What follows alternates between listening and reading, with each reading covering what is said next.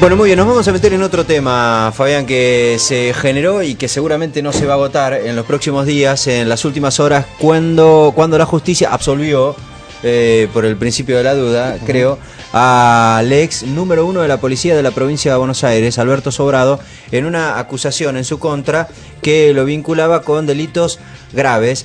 No es el único caso, aunque sí uno de los más renombrados, justamente por el nivel de jerárquico al que llegó en su momento Sobrado. Ex jefe de la policía de la provincia de Buenos Aires, acusado a partir de una investigación periodística por presunto enriquecimiento ilícito y falsificación de documentos. El número 1 de la fuerza, esta semana, en un juicio oral que terminó hace pocas horas nada más, quedó absuelto, entre otras cosas porque no hubo manera de comprobar las imputaciones, digamos. Sí, o por lo menos la justicia, claro, la justicia no logró, digamos, el nivel de certeza que requiere una condena. Sospecho de todas maneras que la causa seguirá tramitando, eventualmente la fiscal puede apelar y será en todo caso un beneficio circunstancial.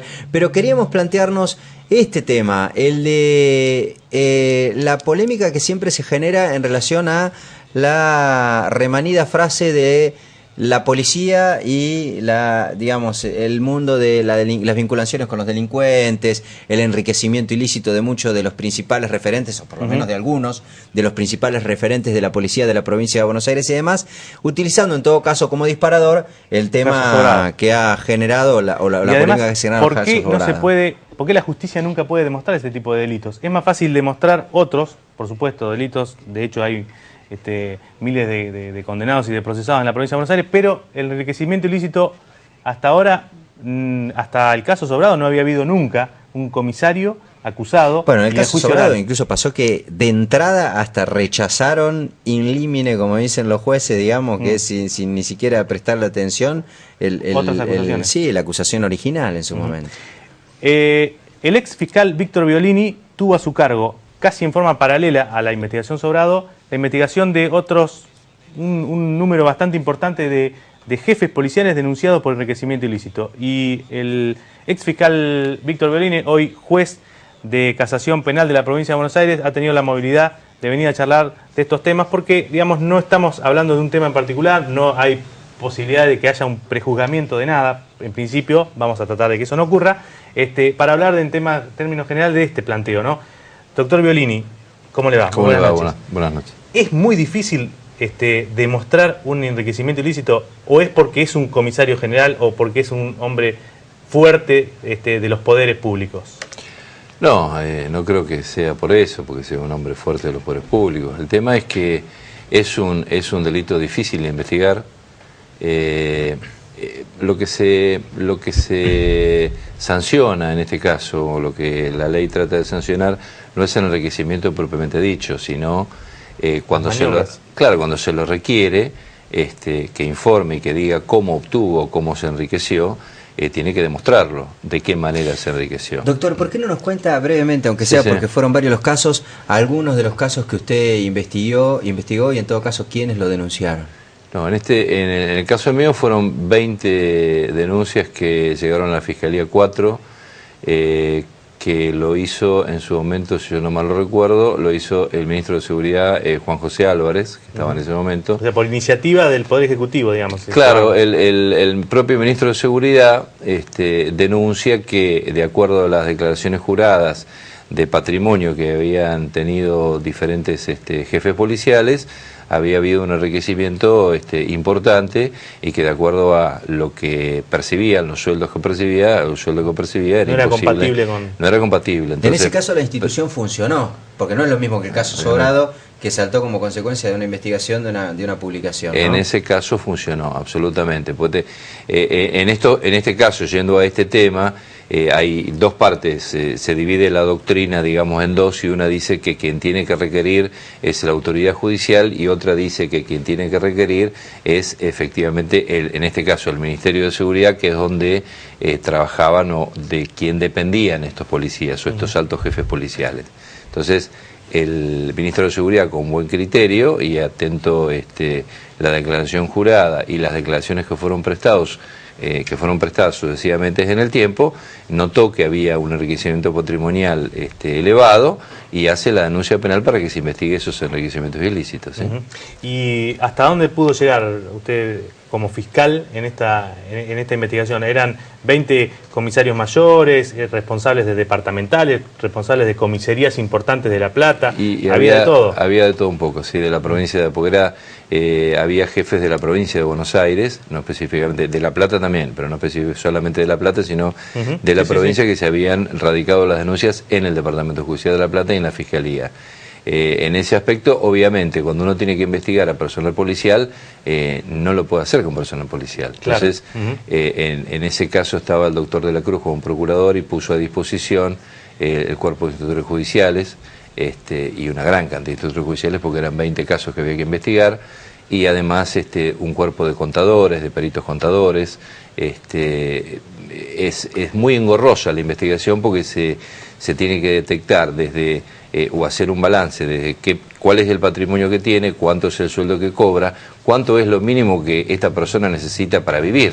Pero, por ejemplo, en los casos que usted investigaba, que se detectaron por lo menos una incompatibilidad, imagino que bastante importante, entre lo que declararon y lo que tenían. ¿Los jefes de la policía no declaran, digamos, tampoco otro tipo de maneras de capitalizarse? Porque, por ejemplo, la excusa de Sobrado ha trascendido en la causa, es que recibió mucho de herencia, de donaciones, y ese tipo de cuestiones no quedan registrados en ningún lugar. Sí, eso obviamente también es cuestión de investigarlo. Es decir, si yo digo que recibí dinero de una herencia, tengo que investigar si mis padres, en este caso, que fallecieron, tenían todas las cosas que ese por ahí se puede. La donación quizás es un poco más complicado. La donación es más complicado. Obviamente hay gente que lo que se conoce en la jerga como testaferros, que ponen bienes a nombre de otra persona. Entonces, también la ley prevé que le corresponde al testaferro o a la persona que pone como dueño de esos inmuebles o de ese crecimiento económico, le corresponde la misma pena que al que produjo el enriquecimiento. También se tiene que investigar, había muchos casos que nosotros corroboramos que ponían nombres o bienes a nombres de hijos.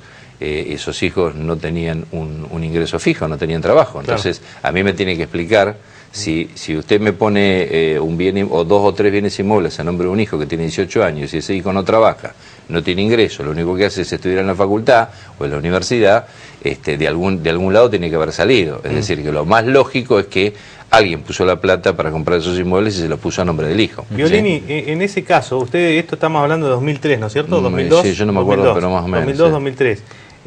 ¿Usted tuvo apoyos o reparos en la Procuración, en el Poder Político o en el ámbito judicial para su investigación? ¿Apoyos o reparos, cualquiera de las dos cosas? No, tuvimos apoyo absoluto, vuelvo a repetir, por el Procurador de la Cruz.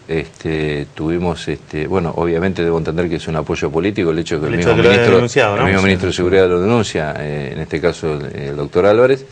Y por el otro lado, no digo reparos, pero cuesta mucho una investigación de ese tipo porque a veces uno requiere, el fiscal es una autoridad meramente requirente, entonces tiene que requerir y la petición se la tiene que hacer al juez de garantías. Si el juez de garantías no opina lo mismo que el fiscal o entiende que no hay elementos como para dar un allanamiento o producir algún elemento de prueba, y entonces eso va retrasando y complicando la investigación. En el caso... sin dar nombres, la sensación que yo le traslado en todo caso, una sensación que es muy básica y elemental, hasta del sentido común. Uno tiene, no sé si la certeza, pero por lo menos la sospecha de que entre jueces y policías, sobre todo de altos mandos de la policía, hay como una relación un poco de cotidianeidad, porque al fin y al cabo son quienes, en todo caso, ejecutan los procedimientos, trabajan juntos. Trabajan juntos. Eso puede generar alguna imposibilidad de avanzar judicialmente en este tipo de causas. Mire, yo creo que no conozco un tema específicamente de decir sí, pasó en este caso o en el otro. Yo también, cuando era fiscal, tenía una relación directa desde el jefe departamental hasta todos los comisarios del Departamento Judicial de La Plata. Sin embargo, todos los que venían tenían en claro que yo no iba perdonar o a dejar pasar ninguna cosa que estuviese fuera de la ley o que fuere. Ahora, si usted me pregunta específicamente un caso puntual, todos en el Poder Judicial, en cuanto a, sobre todo los de primera instancia y los que trabajan en la investigación, tanto fiscales como jueces, tienen una relación directa con la policía porque trabajan juntos en las investigaciones.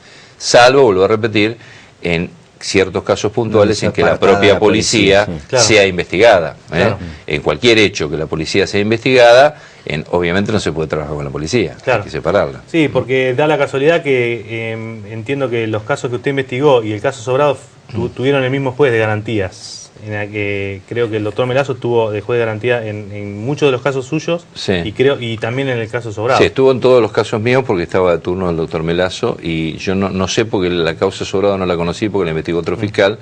No, la verdad no sé si fue Melazo, creo que sí, pero no estoy fue seguro. Melazo también. Sí, originalmente creo que después se cambió. Pero bueno, lo cierto es que en el caso suyo logró usted avanzar hasta la condena de alguno de ellos. No, nosotros avanzamos, cuando yo fui fiscal, avanzamos hasta la detención. Hubo 2 o 3, que yo no me acuerdo ahora, pero serán 2 o 3 que fueron estuvieron detenidos, fue ordenada la detención, y luego yo me fui como defensor adjunto de casación, y ya no supe más nada de las causas, tampoco supe cómo siguieron las causas, y en qué habrán terminado. Claro. Además, otra cuestión es que el Código Penal prevé penas no demasiado altas, ¿no? Dígame usted, 8 años como máximo es. Menos, creo que son 6 años. Sí. 6 años, o sea que si no se investiga con cierta celeridad, se corre el riesgo de que prescriba la causa por la acción penal, ¿no es cierto? Exactamente, de que se prescriba la causa. Lo que pasa es, vuelvo a insistir, es un delito no fácil de investigar, porque hay que hacer desde encontrarle los gastos que tiene, por ejemplo, en una tarjeta de crédito, hasta yo he tenido en las investigaciones comisarios que cobraban 3.000 pesos por mes y tenían flota de camiones y restaurantes en la costa, cosa que es imposible tener con el sueldo que ellos tenían. Sin embargo, aún así se hacía difícil. Aún así se hacía difícil. O sea, difícil. doctor, esto ya viéndolo más en perspectiva, digamos, ¿hay forma de modificar algún mecanismo del Código de Procedimiento o incluso del mismo Código Penal para que de alguna manera estos episodios que claramente tienen que ver con corrupción puedan ser fácilmente penalizables, digamos?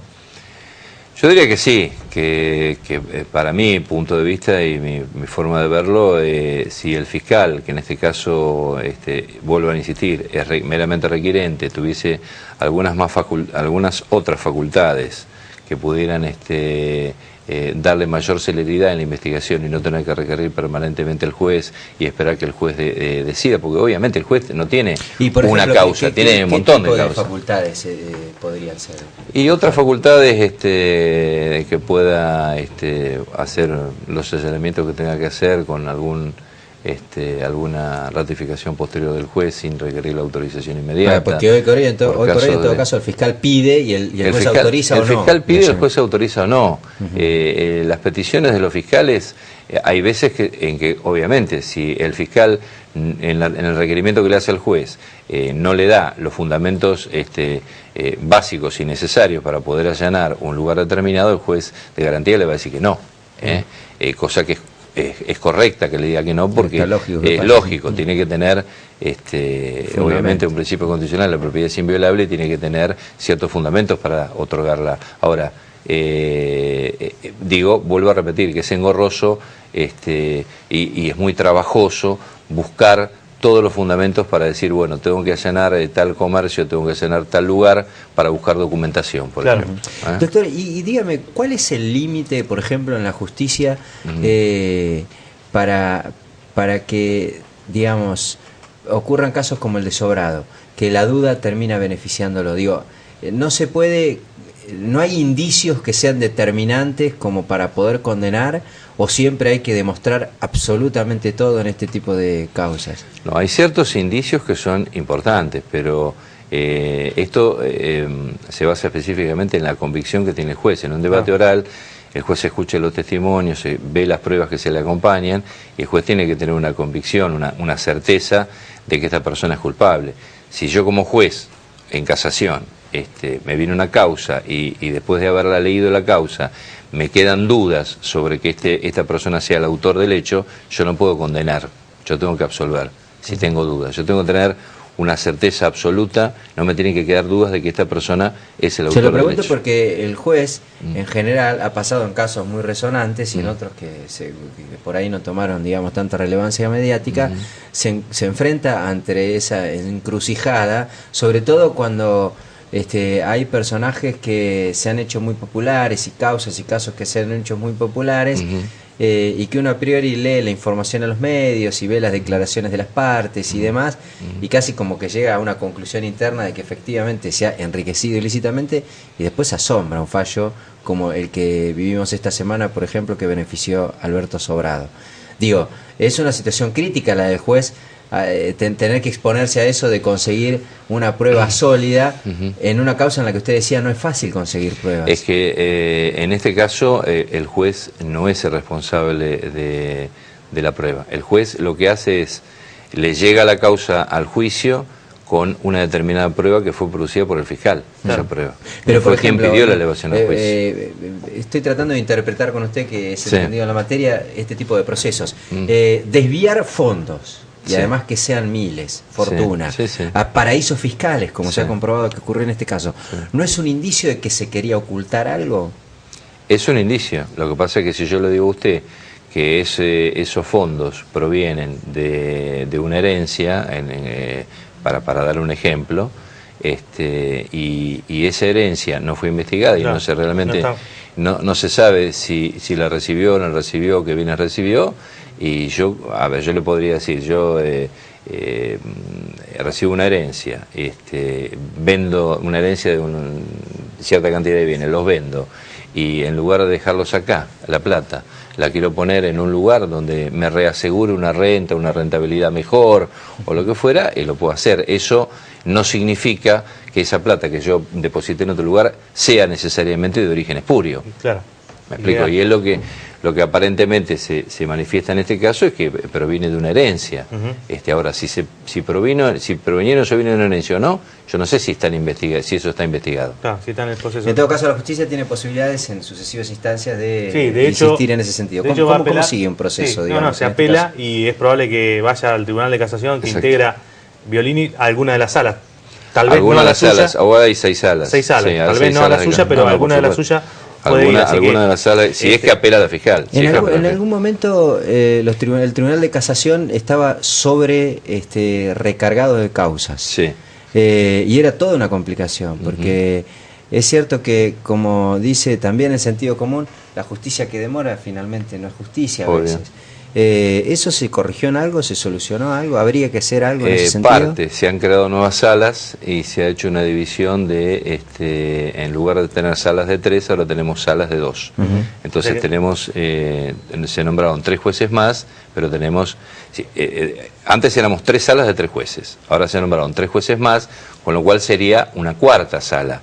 En lugar de eso se han desdoblado y se ha puesto salas de 2. Entonces, en lugar de tener 4 salas de 3 jueces, tenemos 6. Claro. 6 salas.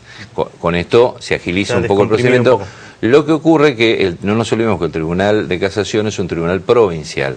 Entonces, lleva mucho tiempo, pero mucho tiempo, cuando ingresa la causa al tribunal apelada, las notificaciones, sobre todo aquellas que se tienen que hacer no en el Radio de la Plata, claro, aquellas que tienen en Trenquelauquen, en Bahía Blanca, no sé, en Mercedes, o sea, todas esas notificaciones nos insumen un montón de tiempo, pero yo cuando digo un montón de tiempo, una notificación que tenemos que hacer en Bahía Blanca nos lleva, a lo mejor está en condiciones de ingresar a la sala, y nos lleva entre 6 y 8 meses. Claro, y ahora con las nuevas herramientas tecnológicas que tenemos, todavía no están, todavía la justicia no se ha terminado de amoldar a todo eso, ¿no? Entonces eso va bastante lento, ¿no? En absoluto, hay que notificar al defensor, hay que notificar al fiscal, el fiscal lo tenemos ahí, pero al defensor, por ahí es defensor particular, tiene que venir a aceptar el cargo, tiene que constituir domicilio en La Plata. Bueno, toda una serie de complicaciones que hacen que se demore. Nosotros tenemos ahora con la ley nueva que se sancionó, 1 año para resolver la causa que ingresa, prorrogable por 1 año más según la complicación que tenga